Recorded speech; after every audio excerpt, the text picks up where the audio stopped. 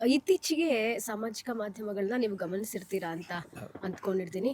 ರಾಯರ ಫೋಟೋ ಮುಂದೆ ಹೂವನ್ನ ಕೀಳುವಂಥದ್ದು. ಹ್ಮ್. ಅಂದ್ರೆ ಅದು ಹೌದು. ನಿಜವಾಗ್ಲೂ ಕೂಡ ಆಗುತ್ತಾ ಗುರುಗಳೇ? ಯದ್ಭಾವಂ ತದ್ಭವತಿ ಅಂತ ಹ. ಖಂಡಿತವಾಗ್ಲೂ ರಾಯರ ಪೂಜೆಗೆ ಹ್ಮ್. ಇದೇ ರೀತಿಯ ಪ್ರಾರ್ಥನೆ, ಇದೇ ರೀತಿಯ ರೀತಿ ಹ್ಮ್. ನೀತಿಗಳನ್ನ ಪಾಲನೆ ಮಾಡಬೇಕು ಹೇಳುವ ನಿಯಮಗಳಿಲ್ಲ. ಹ್ಮ್. ಒಂದು ದೀಪವನ್ನು ಹಚ್ಚಿ, ರಾಯರ ಹೆಸರಿನಲ್ಲಿ ತುಪ್ಪದ ದೀಪವನ್ನು ಹಚ್ಚಿ, ಆ ದೀಪದ ಮುಂದೆ ಪ್ರಾರ್ಥನೆ ಮಾಡಿದ್ದೇ ಹೌದಾದರೆ ರಾಯರ ಅನುಗ್ರಹ ಅನ್ನೋದು ನಿಮ್ಮ ಪಾಲಿಗೆ ಖಂಡಿತ ಆಗುತ್ತದೆ. ಇದು ಅನುಭವ. ಹ್ಮ್. ಇನ್ನೊಂದು ಮಾತನ್ನು ಹೇಳ್ತೇನೆ. ಈ ಸಾಮಾಜಿಕ ಮಾಧ್ಯಮ, ನಿನ್ನೆ ಒಂದು ಘಟನೆ ನಡೆದಿದೆ. ಹ್ಮ್. ನಾನು ವೀಕ್ಷಕರಲ್ಲಿ ಮತ್ತು ತಮ್ಮಲ್ಲಿ ಎಲ್ಲರಲ್ಲಿ ಕೂಡ ಹ್ಮ್. ನಮ್ಮ ಮಂದಿರದ ಒಂದು ಹೆಸರಿನಲ್ಲಿ ಆ, ಒಂದು ಸಾಮಾಜಿಕ ಜಾಲತಾಣದಲ್ಲಿ ಒಂದು ಪೋಸ್ಟರ್ ಅಂತಂದ್ರೆ ನಮ್ಮ ಮಂದಿರದ ನೇರ ಹೆಸರಿಲ್ಲ. ಹ್ಮ್. ರಾಘವೇಂದ್ರ ಸ್ವಾಮಿ ಮಠ ಹಲಸೂರು ಇಷ್ಟೇ, ಹ್ಮ್. ಮಠಕ್ಕೆ ಅಡ್ರೆಸ್ ಇಲ್ಲ. ಹ್ಮ್. ಆಯ್ತಾ? ಇದು ರಿನಿವೇಷನ್ ಪ್ರಾಜೆಕ್ಟ್ ಅಂತ ಇಂಗ್ಲೀಷ್ನಲ್ಲಿ ಹಾಕಿಕೊಂಡು ಹ್ಮ್. ಅದರಲ್ಲಿ ಆ, ನಮ್ಮ ಮಠಕ್ಕೆ ಸಂಬಂಧಪಟ್ಟು ಕೆಲಸ ಮಾಡುವವರ ಒಂದು ಫೋನ್ ನಂಬರ್, ಅವರಿಗೂ ದೇಣಿಗೆ ಸಂಗ್ರಹಕ್ಕೂ ಸಂಬಂಧ ಇಲ್ಲ, ಹ್ಮ್. ಆದರೆ ಅವರ ಫೋನ್ ನಂಬರು, ಅದರ ಜೊತೆಗೆ ಒಂದು ಸ್ಕ್ಯಾನರ್. ಹ್ಮ್. ಸ್ಕ್ಯಾನರ್ ವರ್ಕ್ ಆಗೋದಿಲ್ಲ, ಯಾವ ಇಂಟೆನ್ಷನ್ ಅಂತ ಗೊತ್ತಿಲ್ಲ.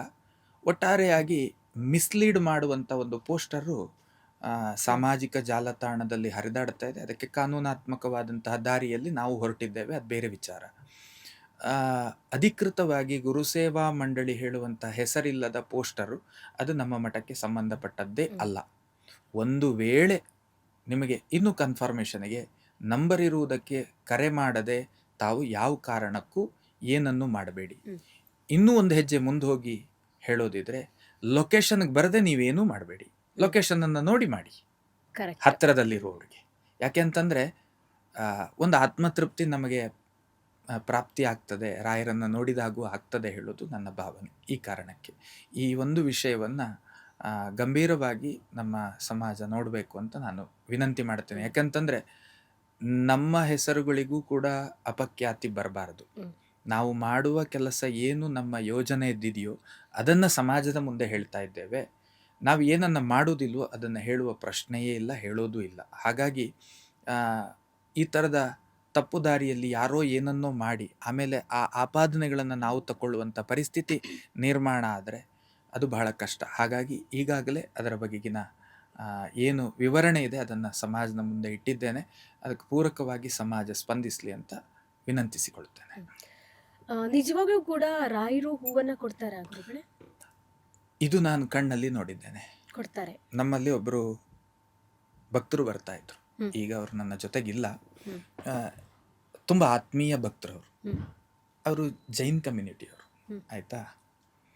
ಬಹಳ ರಾಯರನ್ನ ಅಪ್ಪ ಅಪ್ಪ ಅಯ್ಯಪ್ಪ ಅಂತ ಕರಿತಾ ಇದ್ರು. ಆ ಥರ ಆ ಮನುಷ್ಯ ನಮ್ಮ ಮಠದ ಮಹಾದ್ವಾರದ ಒಳಗೆ ಒಂದು ಹೆಜ್ಜೆ ಇಟ್ಟ ತಕ್ಷಣ ರಾಯರ ಬೃಂದಾವನದಿಂದ ಹೂ ಬೀಳದೆ ಇರುವ ದಿನವೇ ಇಲ್ಲ.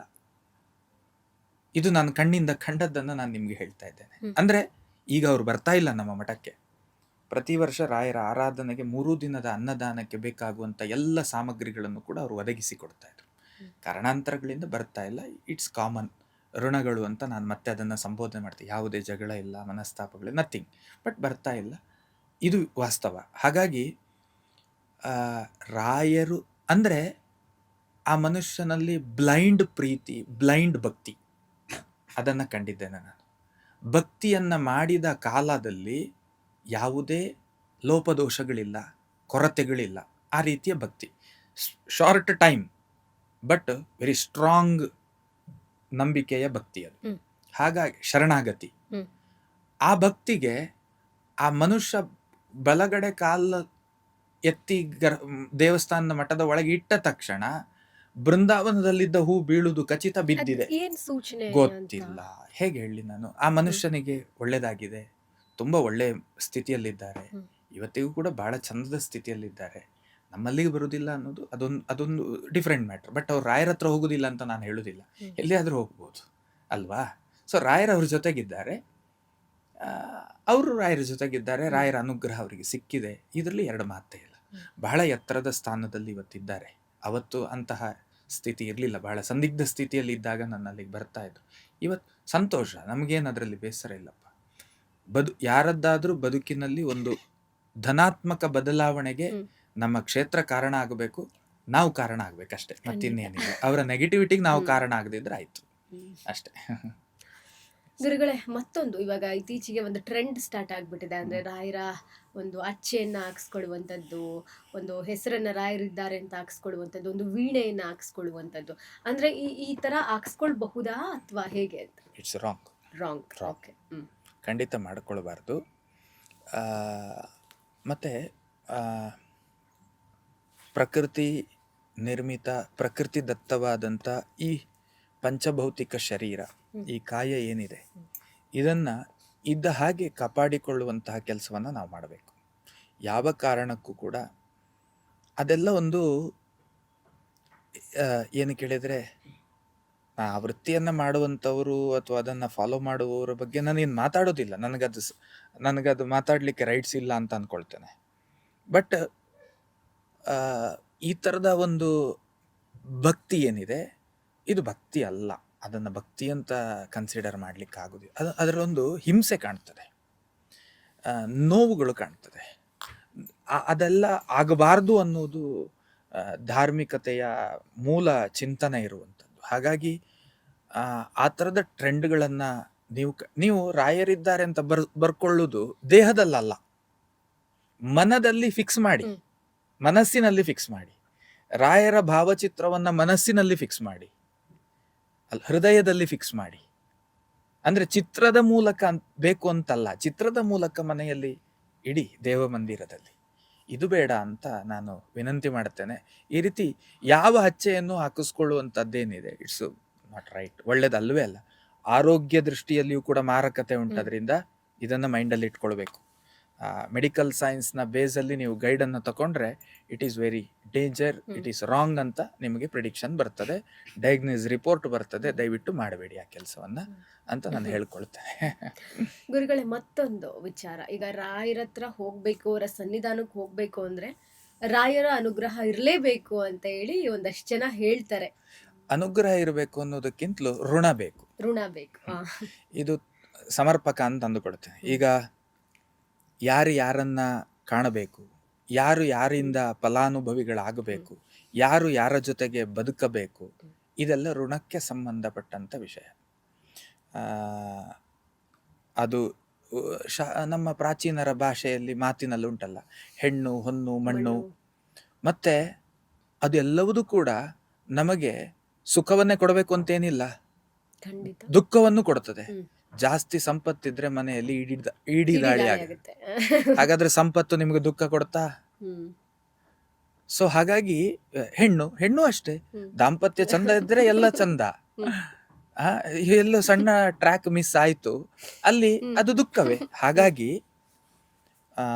ಏನಂತಂದ್ರೆ ಋಣಕ್ಕೆ ಸಂಬಂಧಪಟ್ಟದ್ದು ನಮ್ಮ ಬದುಕಿನಲ್ಲಿ ನಮಗೆ ಕನೆಕ್ಟ್ ಆಗುತ್ತೆ. ಇದನ್ನ ನಾವು ಅರ್ಥ ಮಾಡ್ಕೊಳ್ಬೇಕು. ಋಣಕ್ಕೆ ಸಂಬಂಧಪಟ್ಟದ್ದು ಅದು ಯಾವುದೇ ಆಗಿರ್ಲಿ, ಅದು ಗುರುಗಳ ಆರಾಧನೆ ಅಥವಾ ಗುರುಗಳ ಸೇವೆ ಮಾಡುವ ಕೆಲಸವೇ ಆಗಿರಲಿ, ಅಥವಾ ತಂದೆ ತಾಯಿಯ ಜೊತೆಗೆ ಬದುಕುವ ಕೆಲಸವೇ ಆಗಿರಲಿ, ಅಥವಾ ನೀವು ಹೇಳಿದ ಹಾಗೆ ರಾಯರಲ್ಲಿಯ ತನಕ ಹೋಗುವ ಕೆಲಸವೇ ಆಗಿರಲಿ, ಇದೆಲ್ಲವೂ ಕೂಡ ನಮ್ಮ ಋಣದ ಪ್ರಾಪ್ತಿ. ಯಾಕೆ ಅಂತ ಒಂದು ಉದಾಹರಣೆ ಕೊಟ್ಟರೆ, ಸುಮಾರು ಐ ಥಿಂಕ್ 1 ವರ್ಷದ ಹಿಂದೆ ತನಕ ಅಥವಾ 1.5-2 ವರ್ಷದ ಹಿಂದೆ ತನಕ ಪ್ರತಿ ತಿಂಗಳು ರಾಯರ ಕ್ಷೇತ್ರಕ್ಕೆ ಹೋಗ್ತಿದ್ದೆ. ಪ್ರತಿ ತಿಂಗಳು ಮನಸ್ಸಾದ ತಕ್ಷಣ ಮಧ್ಯಾಹ್ನ ಇಲ್ಲಿ ಕೂತ್ಕೊಳ್ಳೋದು, ರಾತ್ರಿ ಹೋಗಿ ಸೇರೋದು, ನೋ ಪ್ಲಾನ್. ಮನ್ಸಾಯ್ತು, ಬೇಕಾದವರು ಸಿಕ್ಕಿದ್ರು, ಕಾರಲ್ಲಿ ಕೂತ್ಕೊಂಡು ರೈಟ್ ಅಷ್ಟೇ. ರಾತ್ರಿಯ ರಥೋತ್ಸವ ಇತ್ಯಾದಿಗಳನ್ನೆಲ್ಲ ನೋಡಿದ್ವಿ.